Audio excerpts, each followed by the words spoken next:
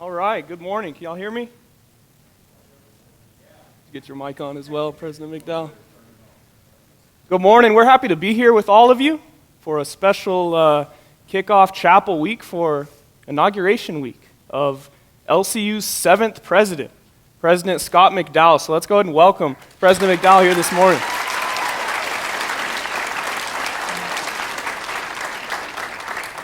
And what we're looking at today is something called Ask Me Anything, an opportunity for all of us to get to know President McDowell just a little bit better. So we're going to go through a series of questions and see what we can learn. Does that sound all right to you? That sounds good. I'm laughing. My buddy Kent Gallagher's on the front row. My wife's down here, and they're looking at my awkwardness of trying to get comfortable up here in the... Well, it's all good. We'll figure it out as we go. Payback, buddy. Payback. This. So that verse that Calvin DeMint just read. Philippians 1:9-11. That's it.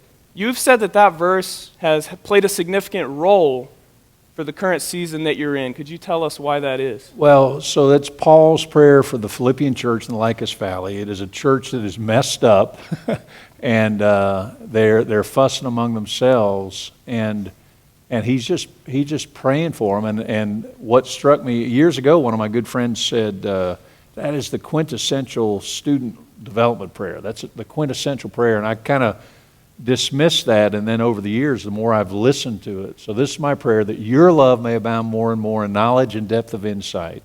And this is the way I like to say it, so that you may be able, speaking to students, you may be able to discern what is best and may be pure and blameless until the day of Christ. So the whole idea of it's not about me, it's not about us, it's about the student. And fundamentally helping our students, helping each of you discern what's best. I always said, back when I had discipline, that I only had influence as long as you were in the institution, and as soon as you walked across the stage, you could do anything you wanted to do. The reality was, as soon as they walked around the corner, they could do anything they wanted to do. And so I wanted to help instill values so that you discern what is best. It's on you. You're making the right decision. So my prayer for our students is they do the right thing at the right time for the right reason, all on their own. So that's kind of why I love that text so much. We've been back on campus, back in class, and in person for a little bit over a month now. In just this short... Isn't it wonderful to be in person? Yes, it is. Absolutely. It is wonderful. In just that short period of time, what has stuck out to you about this LCU community? It is a short time, and it's a wonderful time. When I showed up here April 1st to an empty campus, that wasn't very fun. But it is, what has stood out to me, I would say, about the students in particular is I see our student body as people who give you the benefit of the doubt. That it's not like you get up and they're kind of arrogantly saying, well, show me what you got. It's very much a just phenomenal kind of ethos in this place. So I see that, people that give you the benefit of the doubt. And then I have seen just across the board a real belief in prayer. And that this is a praying people, that everywhere I go, I've concluded a prayer walk Dr. Hawley put together, and Warren walked me around all over campus. Every area has been praying over me. But it's constant and constant belief that we're in an interactive relationship with God. Dr. Mills, our provost, just believes in the work of the Spirit, and we pray all the time, and I love to hear him pray. But it's been a sense of people that believe in prayer. President McDowell, if you could mentally maybe go back to the mindset of when you were a college-age student, and if someone would have came up to you and said, hey, Scott, later on in life, you're going to be president of Lubbock Christian University, you'd have said what? I would have said that was beyond the realm of possibility. I really would have. I had it all figured out, in the sense that I was going to go do mission work in Western Pennsylvania, plant churches in Western PA, and that was that, end of the story.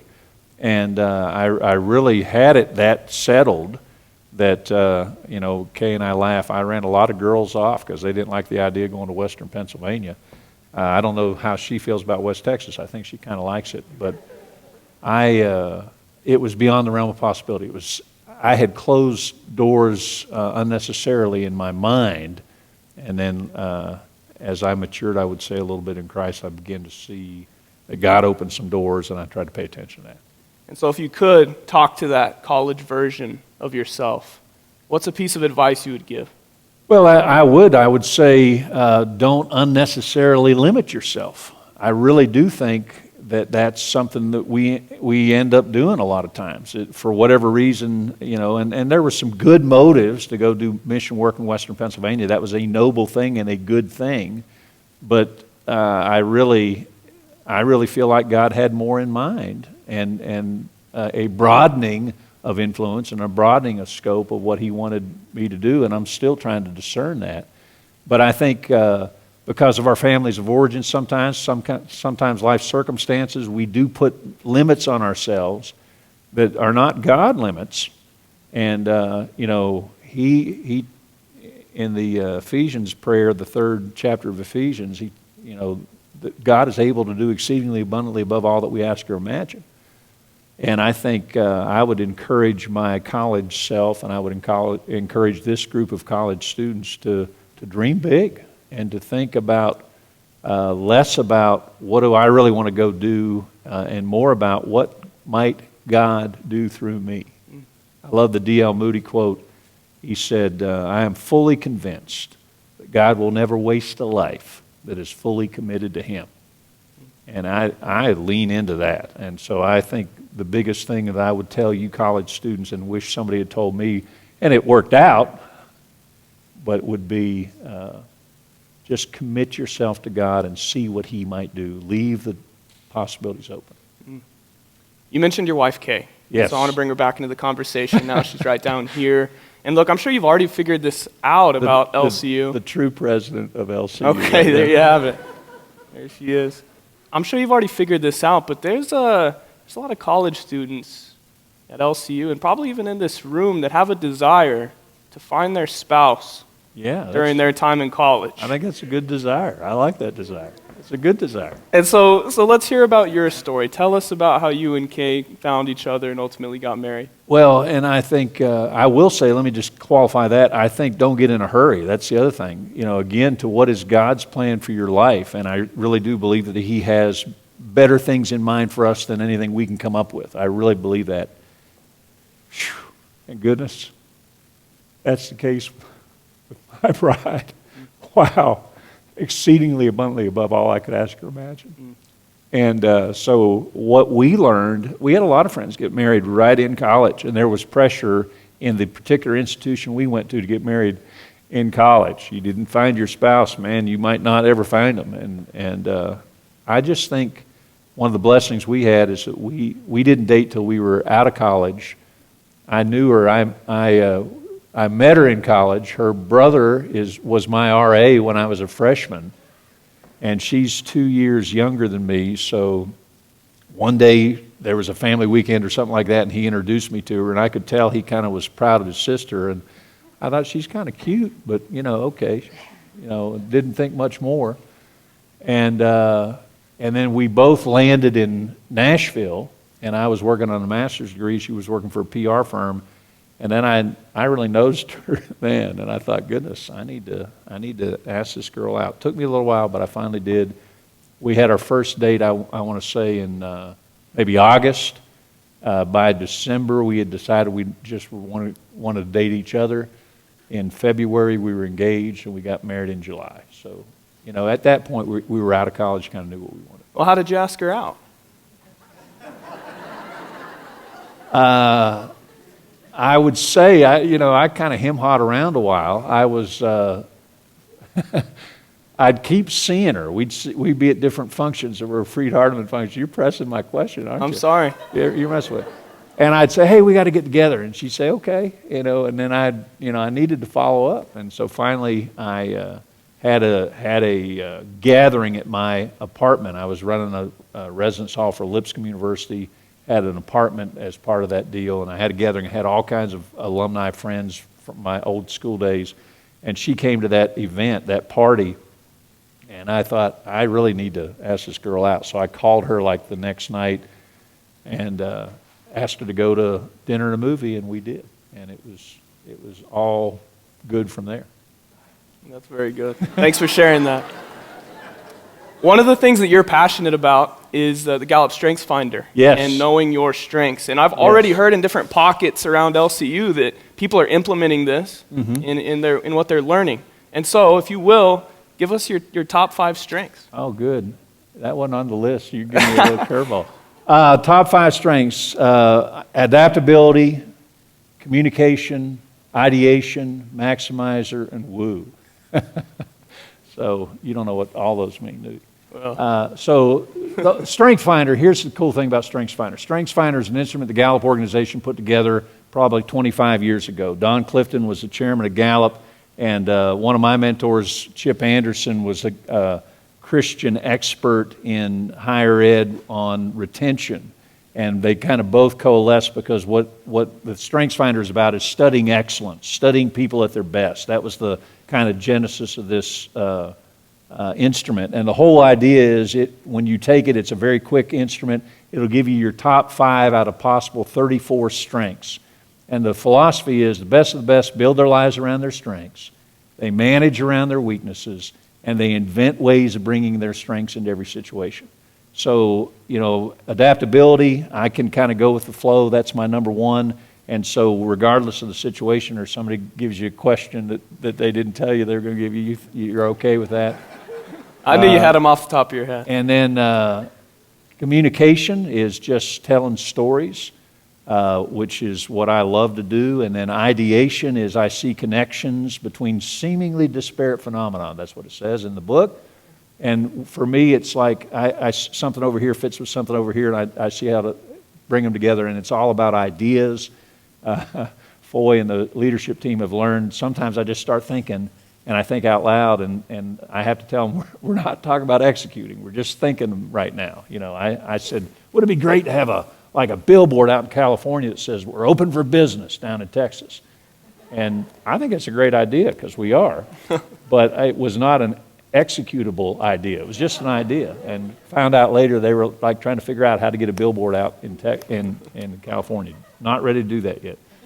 But maximizer is good to great. That's seeing what is and not saying that it's not good, but saying why can't it be better and trying to make it better. And then woo is just winning others over. That's the charisma you're feeling right now. Just the fun side. I don't know if they're feeling it out there. Clear. One of the things you like to do in your free time is play racquetball, Yes. I understand? Yes. So how did you get into that, and what other things do you like to do in your free time? He's trash talking me down here. Dr. G was my racquetball partner for about 7 or 8 years. A group of us played at Lipscomb every Wednesday and Friday. Had a lot of fun with that. It's just a fun game. And what was the question? What was the question? Oh, what else do you do in your free time? What else do I do in my free time?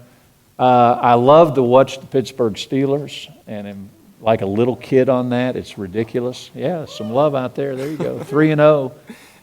What happened to the Cowboys yesterday? Just wanted a little. We got time. We got some wanted time. a little clarity on that. And was it the Houston Texans, perhaps, that Pittsburgh beat yesterday? It was. Just to be clear, just want to make sure that was right. Love that. Love to deer hunt. And love to spend time with my family. So we've got 3 sons, nothing better than hanging with the boys, whatever they want to do. And that's one of the things now. My oldest is coming to town for the inauguration, and he said, can we hunt hogs while I'm down there? So I'm making that happen. We're going to have some fun on Friday evening. That's great. I got one more question before we make our way to a rapid fire section. All right, so last one is just, what are you most excited about for this first year at LCU? Yeah, and there's a lot. It's hard to limit it to one, but I think telling the story, I think this is a remarkable place. One of our inaugural students, Gaston's down here in the front row. He came in to see me today. He was here in that first class in 1957, so 60 years. He's got a 60-year medal around his neck there, kind of cool. But this is a remarkable institution. We have a stellar academic program. You're not giving anything up to come here. I mean, it really is a blessing to lives. The community here is phenomenal. And I just want to get out and tell the story more. And that's what excites me, is the opportunity. Preached yesterday at Idalou. We're booked through November 29th right now. I think we have one open date in there. But just going out into the community, sharing, being a part of the chamber and different things like that, and having the opportunity to tell people LCU is a really special place and you need to come check us out. So this rapid fire section. All right. It's been titled Scott on the Spot. Scott on the spot. All right. All right. Bring it. Bring it. That's all I got to say. Favorite food? Steak. Best thing about being 6'8"? The tallest guy gets the best apples. There you go. Best apples. Favorite vacation spot? Oh, good one. Destin, Florida. Destin, Florida. Favorite all-time Pittsburgh Steeler? Terry Bradshaw. Don't even have to think. It's like front of brain response. What are you watching on TV these days? We don't have TV hooked up yet. Oh, it's no. like a mess. I'm like, so watching a little bit of news on my phone, trying to see, I did watch, I streamed Jack Ryan, so I will say I watched both seasons of Jack Ryan. So I don't know if that's good or bad, but I did it. Favorite animal? The deer. The deer. If you could meet anyone in the world, who would you meet? Lord, we're going to go with that. That's Got kinda us. like Yeah, that, there it is. So, but besides Jesus, Ronald Reagan. Ronald Reagan. Favorite time of the year? Favorite season? I love the fall. Absolutely, absolutely. The way the sun sits in the sky. I love the fall. Last one. Your go-to Starbucks drink? Venti dark roast with extra half and half. Just saying. You want to kiss up, there's a really good way to do it. There you go.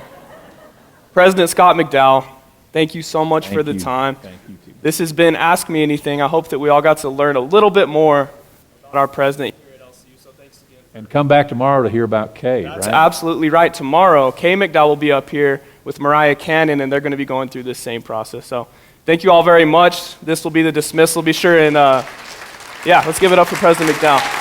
Good job. Thank you.